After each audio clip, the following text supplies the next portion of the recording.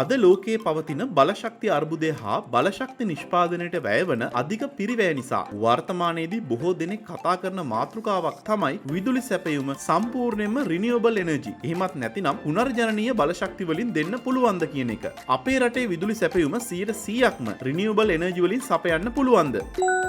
අපි මුලින්ම බලමු රිනියුවබල් එනර්ජි සෝසස්. එහෙමත් නැතිනම් පුනර්ජනනීය ශක්ති ප්‍රභව කියන්නේ මොනවද කියලා. රිනියුවබල් එනර්ජි සෝසස් කියලා කියන්නේ නැවත ජනනය කළ හැකි ශක්ති ප්‍රභවයන්. ඒ කියන්නේ ස්වභාවයෙන්ම නැවත ඇතිවන ෂය නොවන ශක්ති ප්‍රභවයන්. සුළං බලය, ජෛව ඉන්ධන, සූර්ය බලය, ජල විදුලිය, උදම් රළ වැනි ශක්ති ප්‍රභවයන් රිනියුවබල් එනර්ජි වලට උදාහරණයන්. අනෙක් ශක්ති ප්‍රභවයන් තමයි non renewable energy sources. ඒ කියන්නේ නැවත ජනනය නොවන ශක්ති ප්‍රභව. එහෙමත් නැතිනම් ෂය වන ශක්ති ප්‍රභව. ගල් අඟුරු, පොසිල ඉන්ධන, ද්‍රව ස්වභාවික වායු, එහෙමත් නැතිනම් LNG සහ න්‍යෂ්ටික ශක්තිය මේවට උදාහරණ. රිනියුවබල් එනර්ජි සෝසස් භාවිතා කිරීමට ප්‍රධානතම හේතුව තමයි පරිසර හිතකාමීත්වය. ඒ කියන්නේ ග්ලෝබල් වෝමින් වලට දක්වන දායකත්වය ඊටාම අවමයි. මේක වෙන්නේ කොහොමද? රිනියුවබල් එනර්ජි සෝසස් භාවිතයෙන් විදුලිය නිපදවීමේදී අලුතින් තාපයක් පරිසරයට ජනනය වීමක් සිද්ධ වෙන්නේ නැහැ. නමුත් non renewable energy sources භාවිතයෙන් විදුලිය නිපදවීමේදී අලුතින් තාපයක් පරිසරයට නිකුත් වෙනවා. ඒක වෙන්නේ කොහොමද?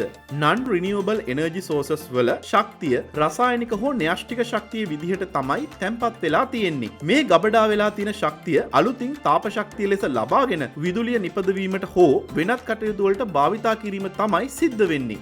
දැන් අපිට හිතෙන්න පුළුවන් මෙහෙම. අපිට පුළුවන්නේ රිනියුවබල් එනර්ජි වලින් සම්පූර්ණයෙන්ම විදුලිය නිපදවන්න. හැබැයි මේ සඳහා බලපාන ප්‍රායෝගික ගැටලු රාශියක් තියෙනවා. අපේ රටේ විදුලිය නිපදවීමේදී සුළං බලය, සූර්ය බලය, ජෛව ඉන්ධන, ජල විදුලි බලාගාර පුනර්ජනනීය විදුලිය සපයන බලාගාර ලෙස හඳුන්වනවා. නමුත් වර්තමානයේ වන විට අප රට තුල බහුල වශයෙන් විදුලිය නිපදවීම සිද්ධ වෙන්නේ පුනර්ජනනීය නොවන විදුලි බලාගාර වලින්. විදුලි බලය රට තුල ස්ථාවරව පවත්වා ගැනීමට නම් විදුලි බල ඉල්ලුමට සමාන ප්‍රමාණයකින් විදුලි බලය නිපදවා සැපයුම සිදු කළ යුතුයි. විදුලි බල ඉල්ලුම සැලකුවොත් දවස පුරා එකම අගයක් ගන්නේ නැහැ. එය විටින් විට වෙනස් වීමකට ලක් වෙනවා. මේ විදුලි බල ඉල්ලුමේ විචලනය අනුව සැපයුම දිනකට වෙනස් වීම ප්‍රස්ථාරගත කරන අතර එය ලෝඩ් කර්ව් එක විදිහට හඳුන්වනවා. වැඩිම විදුලි සැපයුම සිද්ධ වන අවස්ථාව පීක් ඩිමාන්ඩ් එක ලෙස තමයි හඳුන්වන්නේ. අපේ රටේ ලෝඩ් කර්ව් එක සලකන විට උදෑසන ඉහළ යාමක් පවතින අතර පසුව තරමක් අඩු වී දහවල් කාලයේ ඉහළ මට්ටමක ස්ථාවරව පවතිනවා. නැවත රාත්‍රී 7-10ක් අතර කාලයේ ඉතා ඉහළ යන අතර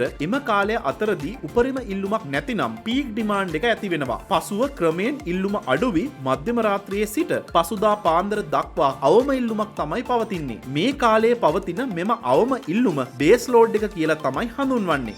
දැන් අපි බලමු මේ අවශ්‍ය වන බලශක්තිය පුනර්ජනනීය විදුලි බලාගාර වලින් ලබා දීමට අපහසු වෙයි කියලා. අපි කලින් කිව්වා වගේ සුළං, ජෛව ඉන්ධන, සූර්යා ඒ වගේම ජල විදුලි බලාගාර වලින් පුනර්ජනනීය විදුලිය සපයනවා. මින් කුඩා ජල විදුලි බලාගාර සහ ජෛව ඉන්ධන මගින් විදුලිය නිපදවීම ඉතා සීමිත අතර එයට හේතුව වන්නේ කුඩා ජල විදුලි බලාගාර සඳහා විභවය ඉතා සීමිත වීමත්, ජෛව ඉන්ධන දහනය මගින් විදුලිය නිපදවීමට අවශ්‍ය වන ජෛව ඉන්ධන සැපයුම සීමිත වීමත් යන කාරණා. සුළං සහ සූර්ය බලය බහුලව පවතින නමුත් එම බලාගාරවල ප්ලාන්ට් ෆැක්ටර් එක සාපේක්ෂව අඩු වගේක තමයි පවතින්නේ. මොකක්ද මේ ප්ලාන්ට් ෆැක්ටර් එක කියලා කියන්නේ? ප්ලාන්ට් ෆැක්ටර් එක කියලා කියන්නේ යම්කිසි කාල පරිච්ඡේදයක් තුල බලාගාරයෙන් ජනනය වන විදුලි බල ශක්ති ප්‍රමාණය සහ එම කාල පරිච්ඡේදයේ එම විදුලි බලාගාරයේ උපරිම ධාරිතාවෙන් මුළු කාල පරිච්ඡේදය පුරාම ක්‍රියාත්මක වූයේ නම් ජනනය වන මුළු විදුලි ශක්තියන් අතර අනුපාතය. උදාහරණයක් විදිහට ගත්තොත් යම් සුළං විදුලි බලාගාර සංකීර්ණයකට දිනකට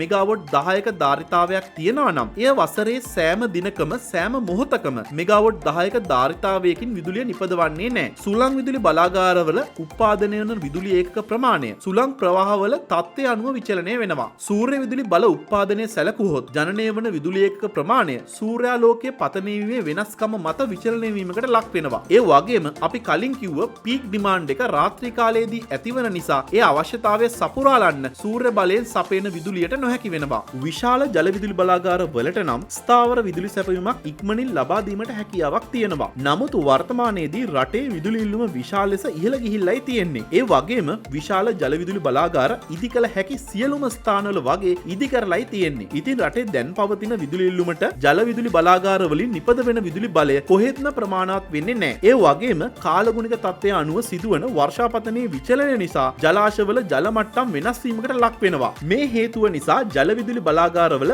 උපරිම ධාරිතාව සහ විදුලි බලාගාර ක්‍රියාත්මක වන කාලය යම් සීමා වීමකට ලක් වෙනවා. ඒකෙන් පැහැදිලි වෙන දෙයක් තමයි ජල විදුලි බලාගාරවල විදුලි උත්පාදනය රඳා පවතින ප්‍රධානතම හේතුව තමයි වර්ෂාපතනය.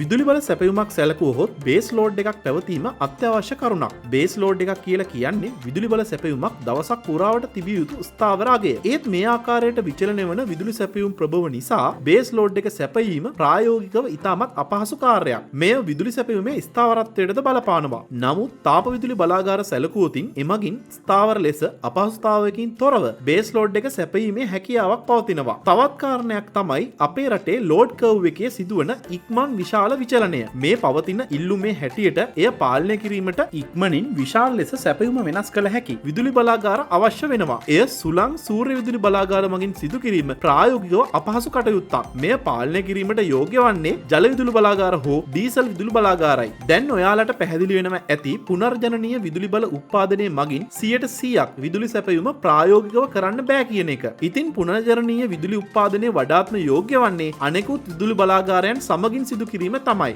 මේ තියෙන්නේ අපේ රටේ 2021 8 වෙනි මාසේ 24 වෙනි දින විදුලිය නිපදවීම එක් එක් අංශවලින් සිදු වුණේ කොහොමද කියලා. මේ දත්ත ඔයාලට ලංකා විදුලි බල මණ්ඩලයේ වෙබ් අඩවියෙන් ලබා ගන්න පුළුවන්. මේ දත්ත අනුව පේන්නේ වැඩිම විදුලි නිපදවීමක් සිද්ධ වෙලා තියෙන්නේ ගල් අඟුරු බලාගාර වලින්. ඒ අගය ප්‍රතිශතයක් විදිහට ගත්තොත් 48.23ක අගයක්. ඒ දිනටම රටේ මුළු විදුලි නිෂ්පාදනය ගිගාවොට් අවර්ස් 40.26ක ප්‍රමාණයක්. මේ තියෙන්නේ 2021 8 වෙනි මාසේ 24 වෙනිදා පීක් පවර් එක. ඒ මෙගාවොට් 2388.2ක්. මේ තියෙන්නේ විදුලි බලාගාර වශයෙන් වෙන් කෙරුවොත් 2021 8.24 වෙනි දින උපරිම විදුලි සැපයුම. මේ තියෙන්නේ ආසන්න ලෙස මාසයක් ඇතුළත විදුලි නිපදවීමට අදාළ ප්‍රස්ථාරය. මෙහි කොළ පාට රේඛාවෙන් දැක්වෙන්නේ පුනර්ජනනීය විදුලි බලාගාර මගින් ජනනය කරන ලද විදුලි බලය. කහ පාට රේඛාවෙන් දැක්වෙන්නේ පොසිල ඉන්ධන භාවිතයෙන් ජනනය කරන ලද විදුලි බල ප්‍රමාණය. මේ තියෙන්නේ ආසන්න ලෙස මාසයක් ඇතුළත දෛනික රාත්‍රී උපරිම ක්ෂමතාවයන්. මෙහි කොළ පාටින් පුනර්ජනනීය බල ශක්තියත් කහ පාටින් පොසිල ඉන්ධන මගින් නිපදවෙන බල ශක්තියත් දැක්වෙනවා.